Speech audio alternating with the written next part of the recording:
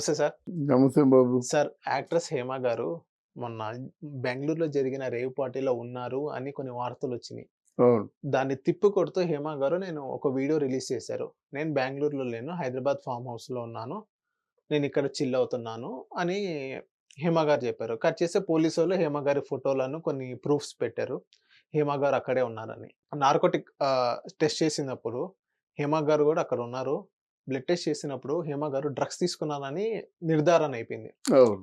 So, ఇక్కడ మనకు తెలియాల్సిందేమంటే హేమ గారు అక్కడ పేరు మార్చుకొని అక్కడున్నారు. కృష్ణవేణి అనే పేరు మార్చుకొని అక్కడున్నారు.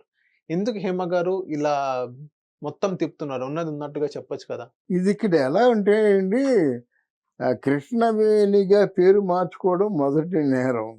ఎందుకంటే మనం కృష్ణవేణిగా పేరు ఎందుకు మార్చుకుంటాము? ఏదైనా హోటల్‌లో దిగాము. మా వాళ్ళేమంటారు, "నీ ఆధార్ కార్డ్ చూపిస్తారు. చూపించమంటారు."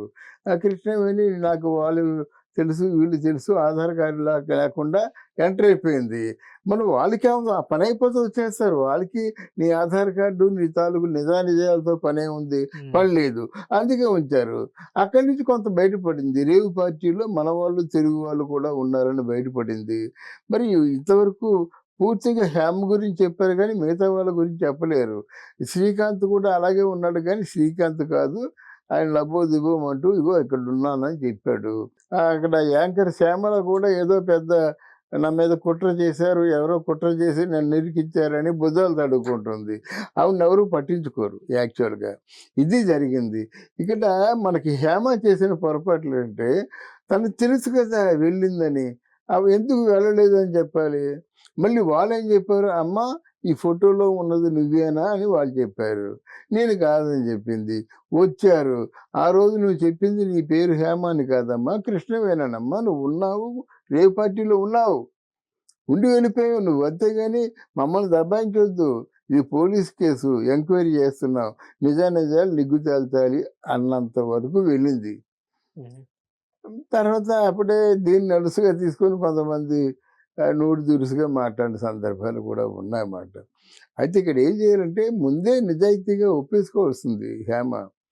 తర్వాత ఇప్పుడు ఏమవుతుందంటే తీగలాగితే దొంగంతా కదిలినట్టు హేమ ఏంటి, హేమకున్న ప్రాపర్టీస్ ఏముంటే ఏమున్నాయి, హేమకున్నటువంటి ల్యాండ్స్ ఏమున్నాయి, ఇవన్నీ వస్తాయన్నమాట. అనవసరంగా తీగలాగితే డొంకంతా కదిలినట్టుగా ఇవన్నీ వచ్చే పరిస్థితి ఈరోజు వచ్చింది. అయితే పనిష్మెంట్ తప్పకుండా పడుతుంది. పనిష్మెంట్ లేకుండా వెళ్ళలేదు.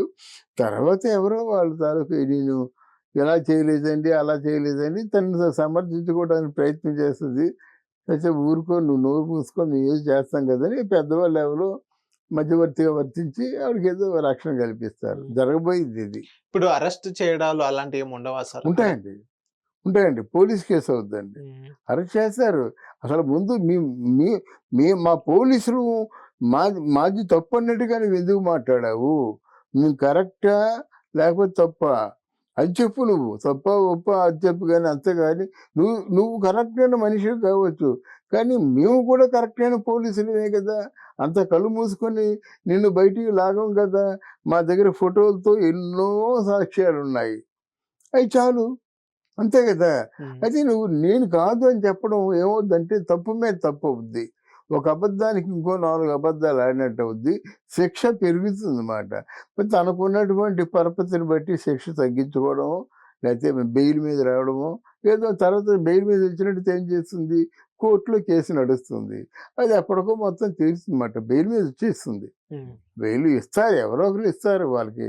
నలుగురు పెద్దవాళ్ళు పరిచయం ఉన్నట్టయితే ఎవరో ఒకరు కాపాడతారు. Thank you sir. Thank you అమ్మా.